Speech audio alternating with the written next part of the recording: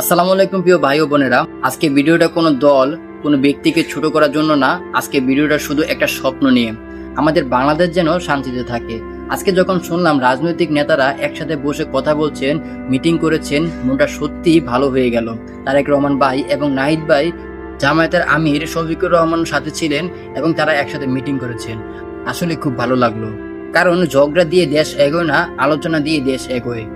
আমরা সাধারণ মানুষ কি চাই? আমরা চাই শান্তি, নিরাপত্তা, কাজের সুযোগ, উন্নত ভবিষ্যৎ।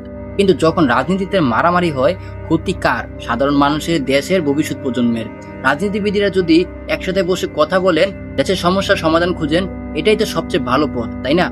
একটা পরিবার কল্পনা করুন, ভাই ভাইয়ের সাথে ঝগড়া করলে সম্পর্ক ভেঙে যায়, কিন্তু সবাই একসাথে বসলে সমস্যা মিটে যায়। দেশ ঠিক তেমনই।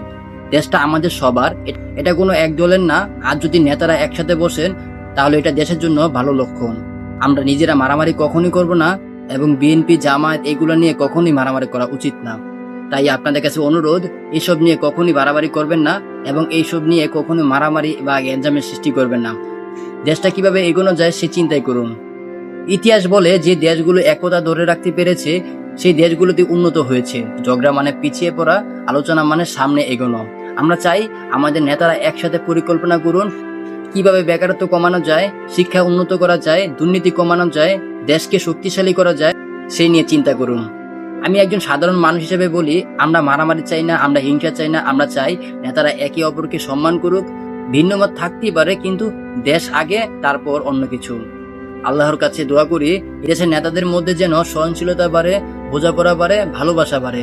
দেশটা আমাদের মায়ের, মাকে নিয়ে কখনো ঝগড়া করবেন না। দেশের ভালো চাইলে ঐক্য দরকার, আলোচনা দরকার, সম্মান দরকার।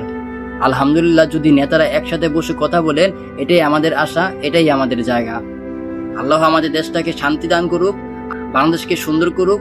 আজকে এই পর্যন্ত, সবাই ভালো থাকবেন। আল্লাহ হাফিজ। আসসালামু আলাইকুম।